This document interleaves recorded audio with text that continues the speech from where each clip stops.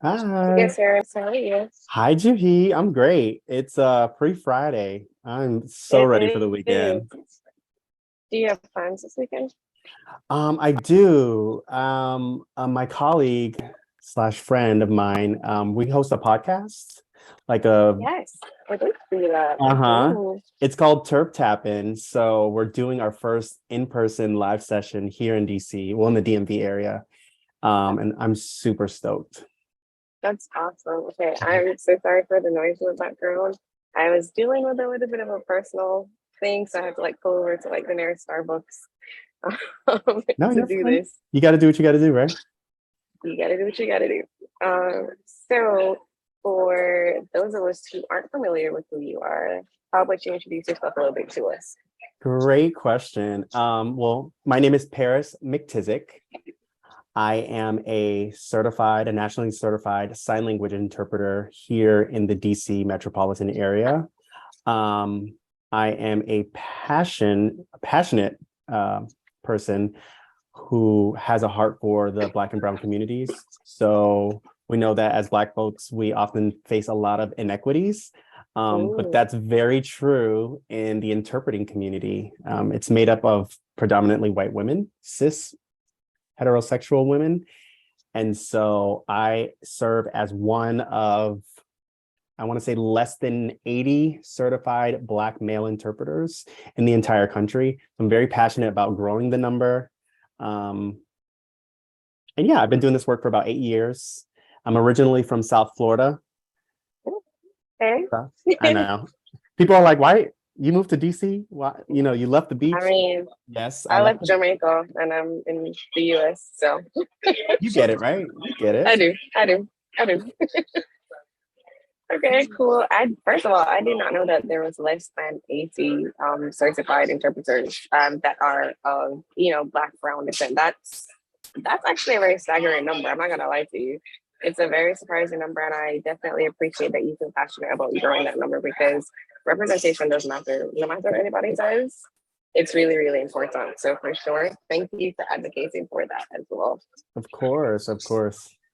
All right. So on that note, what kind of inspired you to get involved within the ASL community initially? Like, what was your aha moment that made you say, "This is something that I want to do. This is something that I want to further explore"? Yeah, so I'm a multi-passionate person. And so when I graduated high school, I knew a little bit of sign language because I had friends with, I've been friends with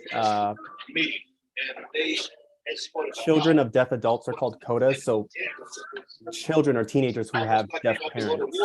And so I Okay. had a lot of CODA friends who taught me a little bit of ASL. So I knew, when you learn a language, you always got to learn the cuss words. So I knew the cuss words.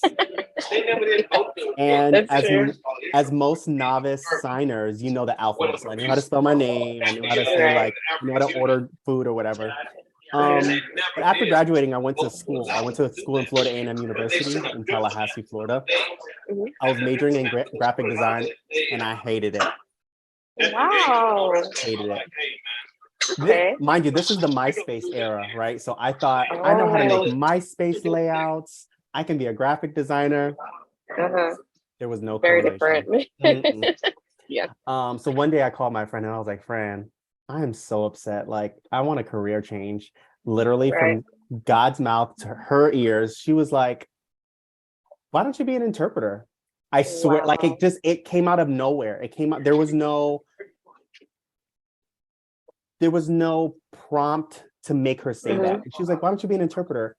It clicked for me. I was like, Wow. okay, that sounds like fun. Come That's to really find cool, out, actually. there's an interpreting program back in my hometown in South Florida. I packed my bag so quickly and I moved back home. I went into my first ASL class Hmm. and I was like, this is it. This is my Wow. moment. Like I knew that this would be a profession where I would be able to invest myself in and not feel like a 9 to 5. Right. And that's But important. on top of that, people ask like, what made you learn sign language specifically? And the real answer is I feel like people who know how to sign, it's like a secret society. Like Okay. Yeah. you want to know what they're saying. Like, are they talking shit about me? You know what I'm saying? I definitely relate to that heavy. I grew up actually because of the line of work that my father worked in. Yeah. I saw a lot of deaf gay boys, and I was always like, "This is so cool to me." Mm-hmm. Sign Mm-hmm. language is so cool to me, and you're right. It is like a secret society, like, and a cool one at that. I'm gonna say top tier. And I had serious FOMO. I was like, I want to know what y'all talking about. And So look on you now. the rest is history. The rest is history. That's actually a really dope story. I'm not gonna lie to you. I feel like when you have that aha moment and it just aligns perfectly and you find your passion, you find your happiness there, that's such a rare thing. So for you to have found that, that's wonderful. Kudos to you. Thank you. Thank you. Of course. Okay. So that's what that talks about. Or we spoke about the inspiration. What does it mean to you to be an ASL interpreter that is queer and visibly queer? That's good. So I will say that the many interpreters that I have met in my journey are queer. So Okay. I know I'm like, I thought I would come in as like a fairy, like a unicorn. a unicorn, like a black bean in a bowl of white rice, like, Yeah. no, it's like everybody I meet is queer in the LGBTQ plus community. So for me, I have a sense of belonging, right? I feel like I don't have to put on, I feel very, very comfortable. But with that, I think that there are a lot of how we view our work as interpreters is heavily based on white queer women, right? Right. And so I've learned to kind of find my own path and find my own group and pave our own ways and make our own rules. And so it just means to me that I need to continue to do the work. When we talk about representation, we talk about physically seeing people, right, on the screen. Yeah.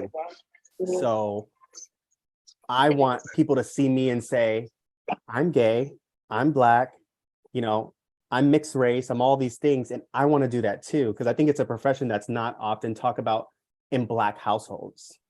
No, right? yeah, I'd have to agree with you there. Yeah. Or even sure. Caribbean households, right? You want to be No, a what?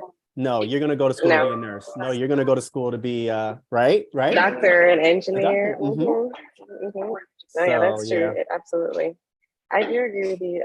And again, so for you to have branched out and stepped into that role, I feel like it's so cool, honestly. And um, let's talk about the circle, right? Okay. Because that's actually like a really big deal. Yes. By the way, at some point, if you don't mind, I'm gonna take a picture of this because my friends love you. My friends back home in Jamaica love you. So when I told them I was interviewing you, they're like, "What? What?" Yes. Yes. I would love to. I'd be honored. I'm gonna take a picture. So the circle. It's a series on Netflix, and you act in the role of interpreter for Raven. So I did a bit of research into how you and Raven met, but why don't you tell us a little bit more about how you and Raven met?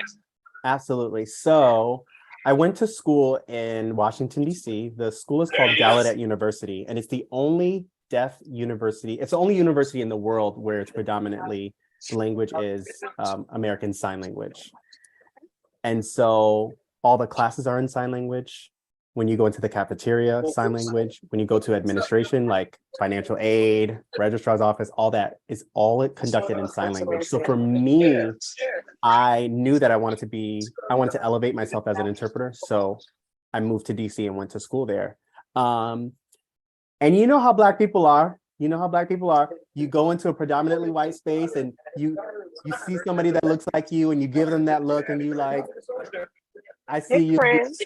Hey, friend. Right. So Raven was that person. Her and I would see each other like at dorm parties or at events on campus, and we instantly connected, instantly. And we've been inseparable ever since. So when she auditioned to join the show, she wanted to make sure that she had somebody that could represent her. Yep. And she was like, she had a few names. I ain't gonna say like I was her first pick, but she knew that I was definitely someone that could represent her in the way that she needed to be represented. That's wonderful. Yeah. And I do love that because for real, you go through certain spaces and of course you see someone that looks like you, like, hey, I'm gonna shimmy on over to you.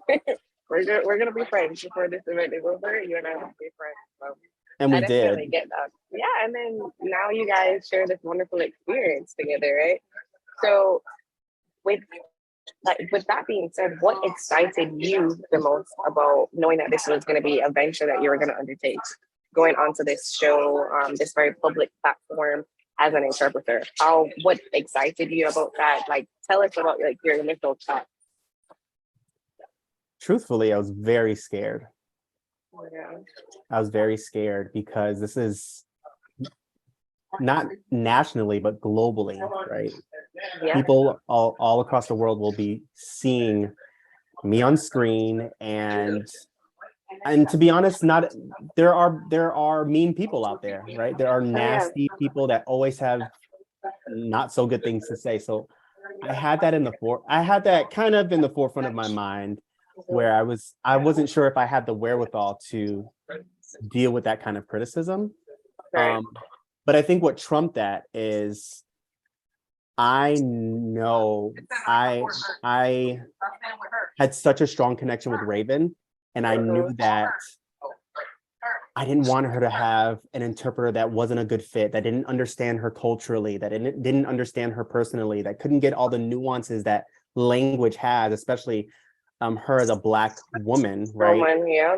Mm-hmm. I wanted to make sure, growing up in South Florida, that's innate. That comes naturally to me. I grew up with a lot of Hispanic and Black women, so I could predict what she would say. Like that's how close we were. So I thought to myself, I want to do a great job and elevate her and make sure that she can get to where she wants to be, to make sure that she reaches her goals. So I think that for me was the most exciting, knowing that I get to be who I am as a Black gay person, and add that flavor. Because right, as a Black woman, she's adding the sass, she's adding those, the words that we use in our community in ASL, but I know what that looks like as a professional. Yeah. I was able to use the right word choices, give the right facial expressions. And I mean, we saw the final product. I was so happy. I was so happy to see that they framed her in such a beautiful light, and all that she is, you saw it on the screen. Yes, for sure. I agree with that. And I think, so I'm going to be completely honest with you. I'm not like a big Netflix watcher. Yeah. And so, of course, going into this, I had to do a lot of research about especially the show.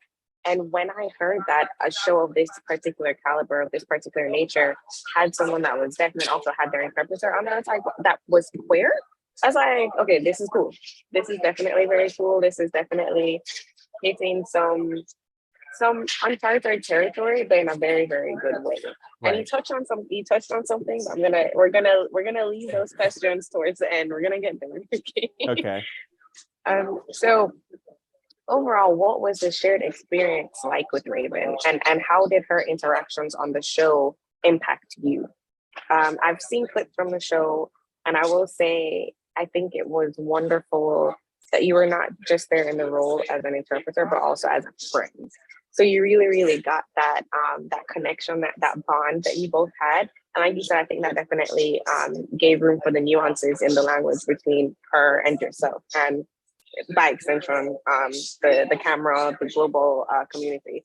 But so, like, what was that shared experience like for you? And again, how did your interactions with other contestants on the show impact you? Let me set the foundation first by saying that my work is, so a lot of in today's age, many interpreters become interpreters through school, right? They go through training programs. That's not the only way you can become an interpreter, but that's what a large wave of interpreters do. And that's what I did. So I went to school to learn. And we learn in school to set boundaries. We learn in school about ethics and You're there as the interpreter. Don't get involved. Don't say your opinion, right? Like, you don't want to cause distraction. You're there to facilitate communication, and that's it. So that's what a lot of us learn. So that's the foundation that I want to lay. So going into this space with Raven, I knew that those rules can't apply, right? Right. Yeah. I followed her lead as a deaf person, where we saw each other. We were like, we're doing our thing. We're doing what works for us. Right. And so I had that freedom of expression. I had that freedom to be myself, yet make sure I don't take the spotlight away from her. And that's what I loved. And so it felt like we both benefited, right? So she got to be herself, be free, respond to the comments, flirt with Marvin, talk to her besties, right? And in a way that she didn't have to depend on a static interpreter that just follows all the rules and it's very black and white, right? Very cookie cutter. She knew that she wouldn't get that from me. And to be honest, I'm in a lot of spaces prior to working with Raven, but like I work in a lot of professional spaces like government and school and post-secondary, so college and universities. But right, you got to put on this air about you. You have to be professional. And I was able to let loose with her. I was able to dance and dress the way I want to. And she saw it, I saw it. It just blended so perfectly. Right, without bounds. We were able to work without fear of make sure I get this right, make sure we come across the way we wanted to, and not what society or the profession should say we come across. And since then, I'll speak from an interpreter's perspective. I've gotten a lot of great feedback that I'm so gracious and grateful for, that people are like, thank you, Paris, for showing like the human side of interpreting. Human side of it, yeah. Yes, like we're not robots. We are people and we have feelings and we see things. And yes, there's boundaries, but who set up those boundaries, right? Let's redefine what interpreting looks like. So this, I think, was really groundbreaking for the both of us.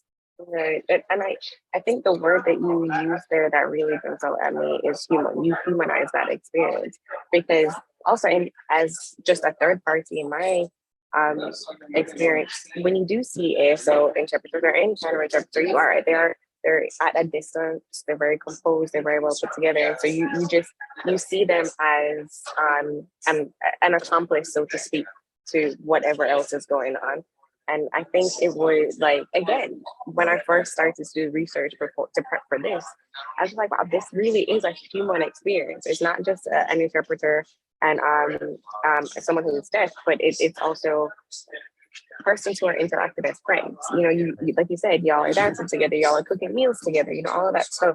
And I think that was just wonderful. And the fact that it was displayed on such a public platform, wonderful. I think that's great. And by Black and brown people, and by queer people, right? Because we don't often get to create the narrative. We don't often get to set the precedent for years to come, right? Like Black and brown people weren't at the beginning of this profession. We weren't at the round table saying, this is what we want interpreting to look like. This is what deaf spaces should look like. We weren't there. And so now we're in this new age, the age of TikTok, the age of social media, where a lot of the younger generations are coming together and saying, let's redefine what this looks like. Yep, for sure. And I think it's a beautiful thing. It's been such a shift. And I just to see people come together in this way and elevate each other as well, I think it's a wonderful thing to see. And like you said, it is completely unprecedented. This isn't something that you saw in years gone by. This is not something I saw growing up. So, you know what I'm saying? It's a great, warm, fuzzy feeling to get to see, right? I think as with all of this good, there is bad. You know what I'm saying? There's always, like you said, going into it, you were scared because there are mean people. So tell us about some, if any, tell us about any experiences or difficulties rather that you faced with being an interpreter and also being a member of the LGBTQ plus community at that intersection, if there has been any challenges that you face. And also as a brown individual, you know, you're at the cross section of a lot of different minorities in what you're doing. So I would assume that there has been some level of discomfort here and there, but correct me if I'm wrong. So I want to clarify on the question. Is it you mean generally speaking or on the show? Generally speaking, or, you know, both. Tell us both, generally speaking and on the show. Okay, repeat the question then. Have you faced any difficulties being an ASL, a brown ASL interpreter that's also very visibly queer? Like I said, I've met a lot of queer interpreters. So I think that part of how I show up in spaces, I don't often feel oppressed or feel discriminated against. In the same token, I know that a lot of queer interpreters are obviously not monolithic, but we stand outside the norm, right? It's like what all the straight people say. I need to get me a gay's best friend because they know how to dress and cook and do all the things, right? Like, yeah. I think that part of the challenge of being a queer interpreter is sometimes going into straight spaces where I'm just like, toxic masculinity is showing up or heteronormative behavior is showing up that I personally may not agree with, or that may trigger me, you know what I mean? And so I think because majority of the spaces that I've been in with my colleagues whom are queer, I don't feel alone. Now, That's wonderful. When it comes to Blackness, and that's a different story. I told you earlier in this interview, I am less than, the number's rough. I said 80, the number is very rough, but it's a very low number. We're talking about a field of, let's say, 14,000 interpreters, 14,000 roughly, right? Who are members of the Registry of Interpreters for the Deaf, so our certifying organization, right? There is less than 80 Black certified male interpreters. Yeah. I mean, I'm not a mathematician, but you know there's an astronomical difference. It is, for sure. For sure. So yes, we face microaggressions, racism all the time. Things like, why do you wear your hair like that? That's not professional, right? Why do you sound like that? That's not professional. So why do you speak like that? And why do you sign like that? So there's even oppression within sign language. So there's language attitudes that people have for Black people who sign a certain way because they might have learned from Black deaf people. And that's a whole other, that's part two, okay? Like, yeah, no, I do. I learned this on TikTok, but there is definitely a difference there. Yeah. So there's really a lot of layers to it. And because as a field, in the field, like in the community of Black interpreters, we had to come together to form our own NAACP, right? Our own urban league. And the organization is called the National Alliance of Black Interpreters, also called NAOB. So it was founded in the early to mid 90s. That's fairly young. Young and in a response to Black deaf people who were not welcome in the national deaf organization. They were like, you can't, this was like right after Jim Crow and all that stuff. So Black deaf people were like, bump y'all, we're gonna do our own shit, right? We're gonna have our own organization because that's how most of us, that's how it always starts, right? Like, we're gonna do our own thing. Yeah. And they formed their own group. But not only that, they were like, and we want our own interpreters. We want our people, the people that we raised, the people that we invested in, our babies. So Niobe formed after the National Black Deaf Advocates came to be. That's a little bit of history. I know it's a lot. Y'all could do your research, do a little Google search, No, but it's really fascinating when you really take a peek into the interpreting world. Like there's a lot of stuff that happens. it's about to say that's definitely that's new information for me, and I like to do like history-based research as well. So, and again, I'm coming from the perspective of I'm coming from a small island too. So what the deaf community looks like back home is different from what it looks like here in the States. So that's very sound information that I think is a call to action. You know what I'm saying? Like this is an experience that it shows us how little we really know, honestly, and how much there is to learn in the process of that as well. So okay, you are, like I said, you're something of a unicorn, right? So what is the thing you enjoy the most about the position that you are in, and that you are at like I said before, yeah, the cross section of various different minorities? What is the thing or things that you enjoy the most about being there in that position? As a unicorn, I think what I love the most is that, so not only am I Black, but I'm also Puerto Rican. My mother's Puerto Rican and my father's Black. So I grew up in both communities. And now being in the signing community, I've been in a lot of spaces. What I love about being an interpreter as a Black, Hispanic, queer interpreter is that, baby, you don't have to put me in one section, right? Right. I can dibble and dabble in all, right? Like, I remember going to a conference. So I do a lot of like every day working in the government, 9-to-5 stuff, very cut and dry kind of work. But when I'm able to interpret into like drag bingo, right?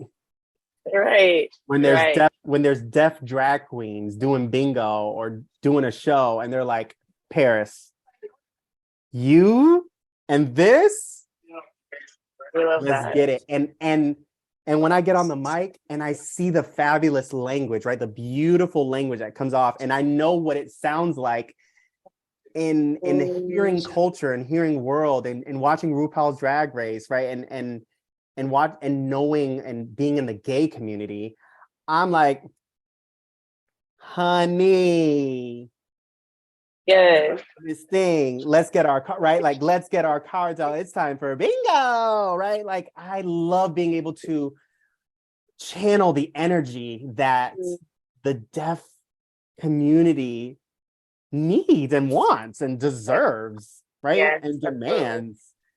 That's what's really enjoying for me, to be able to get out of the everyday blue collar stuff, which is valuable. I'm not shaming it at all. It pays a lot of bills, to be honest. I mean, that's a reality. But to do something different, which is same thing with Raven. Like, you don't see interpreters every day on screen, because you also don't see deaf people on screen all the time, let alone Black, let alone queer, right? I was able to really come into who I am and get in the zone to be like, all right, Raven, circle message, right? Like, give it my all. That's what drives me. I love that so much. So yeah, I think it's a wonderful thing. And being a little bit nerdy, language is a beautiful thing. There's so many nuances that come with language, whether it's English, whether it's Spanish, whether it's French, anything, ASL.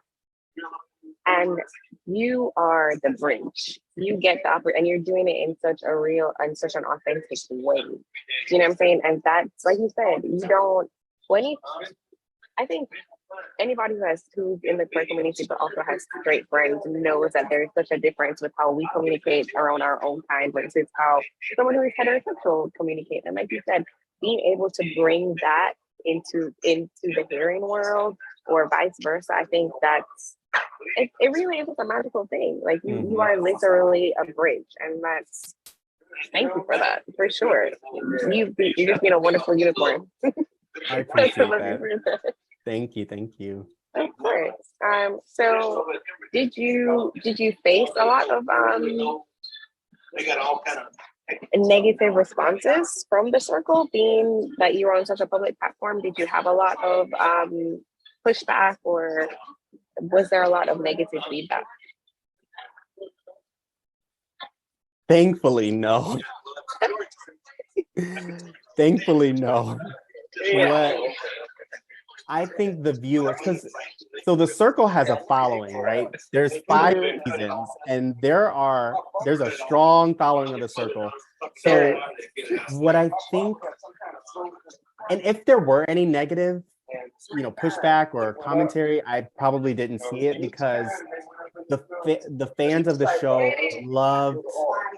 I mean, they see authentic, when it shows up on the screen. They love that we were just able to come from a community that's often overlooked, that's unseen. I mean, not even in the United States, in the Caribbean, across the sea, right? The deaf community is often in front of the camera. So this was a moment, and people were like, yes, they were like, sign language is cool. Deaf people are just like me. Like, let's normalize deaf people on screen. Oh my God, let's normalize access and having interpreters at events. So I think it unlocked a new layer of what we should have been seeing years ago. So the comments were like, yes, we love it. Thank you so much. This is amazing. My daughter's deaf, and seeing Raven on the screen makes me feel like I have hope. Like I don't, like my child's not broken. And it's just like, Wow. that outweighs all, if any, which I don't think I hadn't seen anything, thankfully. No, the community really showed up and showed a lot of love. I love that. That makes me so happy here, because I think, again, there's the reality is, when you're placed in a position, especially on a public platform, like you said earlier, there are many people, regardless of how much good you're doing, or how much good you're trying to bring to a situation, there's always going to be someone who has a negative comment to say. You know what I'm saying? Yeah. And I think it's such a my heart is exploding, because you're right. It is such a wonderful experience, and to know that the representation, like you said, someone saying that. I'm gonna digress for a minute. So I remember, as I was talking to one of my coworkers today, I work at a bank. Okay. And so we were talking about this, and they were like, "Oh my goodness, the queer ASL interpreter." And what's interesting for me, like I said, in Jamaica, there's a whole community that I was privy to of gay men that were deaf and spoke sign language. So for me, I never had the experience of saying, "Oh, this looks very different. Let me treat anyone who's deaf any differently from how I would treat someone who's a hearing individual." So it to me, it always felt very human, but I had to very quickly reel myself in and understand that that's not the reality for a lot of other people. For a lot of other people, they definitely do view persons with any kind of disability as, wow, you're on this end, I'm on this end. And I mean, at the end of the day, we're all human. But that's me just sidetracking a little bit. But it is a wonderful thing. And I'm so happy to hear that on your end, you got the reception of, people telling you that they feel like their children aren't broken, or that you're doing so much for the community. I love that for you. That's amazing. Yeah, for sure. You're right. You're absolutely right. That is the reality, that people, sometimes you have to be like, yeah, you just don't know, you just don't know. And sometimes we have, in our profession, we have to have a lot of educational moments where it's like, oh, right. Yes, deaf people can drive. Yes, deaf people have doctoral degrees. Yes, there are deaf lawyers. Sometimes you gotta be like, have a seat. Let me school you real quick, because people just don't know. They really don't. They really don't. And so, like I said, I don't feel like I had to reel myself in, because even though that's my experience, that might not be a shared experience with so many other people. And I think with the circle, like you said, that was the first time for a lot of people seeing that type of representation. And I feel like it's a lot of representation all at once on the screen, but in a very, very good way, in a very Right. informative way. Right. So yeah, I think that's really cool. Okay, so we spoke about your inspiration, we spoke about where you're coming from. If you had to offer advice to anyone, if you had to offer advice to anyone that is in a similar or like yourself in different cross sections, whether they be Black, whether they be mixed, whether they be queer, if you had any advice for them in general about wanting to feel seen or wanting to be heard, what would you say to them? Can I speak specifically to the LGBTQ community? Yes. Okay. Like, if I knew what I know now, hold on, motorcycle driving. If I knew then what I know now, I think I would have belly flopped into the community even stronger. And that's right. As members of the LGBTQ plus community, we often have to wear a shield sometimes, right? We don't know what spaces are harmful. We don't know what people, because again, people are uneducated or just misinformed, or they have their own ideologies about life and how people should live and who they should love and all that BS. And so I think I eventually found out, like, I used to think that some of my professors were straight, and I'd be like, oh my God, they're so good looking, or you like, and then they would introduce me to their boyfriends, girlfriends, partners, all that. And I'm like, wow. Oh shit, there's more people like me. I would say to you, the deaf community welcomes you, the interpreting community welcomes you. And if you're passionate about service, if you're passionate about being a bridge, right? Just know that that we come with open arms, that we're here, that you are free to be yourself in 2 languages or more, in English, in sign language, in Spanish, in Tagalog, right? In all these languages. Like, this is for sure a community and a space that is absolutely expressive in all shapes and forms, right? So come on in, the water's warm. I love that. I really do love that. That's amazing. And I think, like you said, I agree. Sometimes, as queer people, we don't know what spaces are safe, and so sometimes we kind of ease our way into it. We don't fully come into it as ourselves. We come in with some kind of armor. So that's why I definitely wanted to ask you that, because I think it's important for people to not only see but to hear it. To hear it's okay. Come on in. We're here. We're gonna welcome you. Yes. I think that's very important. Yeah. It is. So now that you've expanded to such a public platform, do you see yourself doing more situation scenarios, shows? Where do you see yourself in, let's say, we're in 2023, in the next 2 years, let's say 2025? That's a really great question. So before the circle, I was in my own lane. I was doing my thing. I'm interpreting, making connections with friends and colleagues, and I never thought entertainment industry. I never thought TV and film. Never. I was just like, I'm good. Like, I really love what I do. I thoroughly enjoy it. But after the circle, I was just like, after watching myself, I'm like, bitch, you're funny. Like, not to gas myself up, but I'm like, Go ahead, you should. I'm cackling like, you are stupid as hell. And I'm saying that about myself, right? There's one scene where Raven is trying to, so Tom is the player from the UK, and he says this like play on words, and all the players are trying to like read it and say what he's saying on the screen, and Raven goes, she's like, she says the word, but obviously no one gets it, no one can say it. She looks at me and I go, when I saw that, I didn't even remember doing that. I saw that scene. I was crying, because that looked like, don't look at me. Don't look over me. Yep. Don't look over here. I don't know what the hell that means. Crying. So it was like those little moments on the show where I was like, okay. I wouldn't mind seeing where this goes, right? Like wherever the wind blows, I would not mind to see if I have any untapped potential.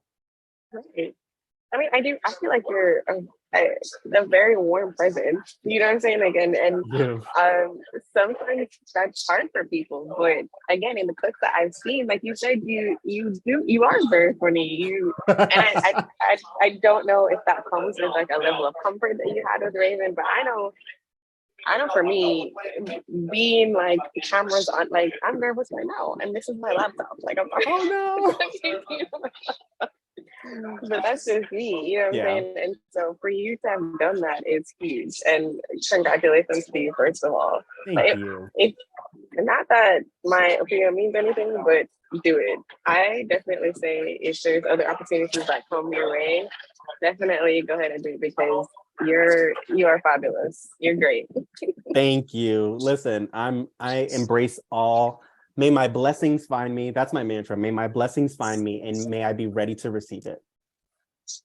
For sure. And I mean, there was one question I had, but you basically touched on it. So I'll tell you what the question is, and then if you want to add anything to it, I'll let you do that. So I'll have it as I've written it out. I said, you've mentioned that you are culturally sensitive to the communication needs with regards to members of the deaf community. And I was going to ask, what are some of those cultural sensitivities, and how do they also transcend to the LGBTQ plus community as well? I definitely think you touched on that already. I did. Yeah. So, I mean, if there's anything else that you would like to add, I'm welcome to it. But I think you did a phenomenal job of already encapsulating that. Like you said, the translation from like, you know, if you're like doing a drag show or with drag queens or whatever the case may be. So I think you already did that very well. No, I don't. I think that was, I got out most of what I wanted to say about the cultural sensitive part and interpreting for a multitude of communities. No, I think that's it. I'm really grateful for this interview. Thank you so much. I had a blast.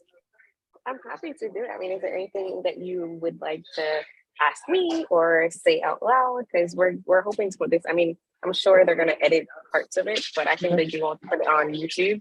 So if there's anything that you want to say, you are welcome to do so. I do want to be very intentional about putting captions on this interview. Yes, tell me. Let me write them down. Go ahead. No. Making this. Oh, no, captions. Captions. So not auto captions that YouTube has, because it messes up a lot. Like, okay, intentionally captioning this video. I respect that. I do. Thank you. Thank you. Of course, and I'll definitely make sure that I tell my editors that for sure. But yeah, that's really it. Do you have any questions for me? No, it was very nice meeting you. Like I said, I thought this was fabulous. You are beautiful, and I hope, and tell your friends I said hi. Oh, we got to take a picture. Okay. Yeah, they're gonna. I'm sure they've been messaging me this entire time. Oh my god! They thought that we were gonna do this on IG Live, because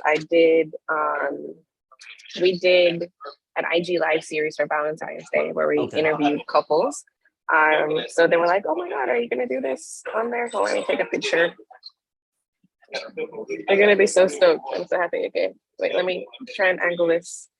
Oh, they're gonna love that. They're gonna be dead. Oh, I love it. Yeah, tag me. Or if you do post, you said you're gonna send it to your friend. You're not post. Never mind. Yeah, I'm gonna put it in the name of our group chat is the Wine Club, so I'm putting it in the Wine Club. Put it in the Wine Club.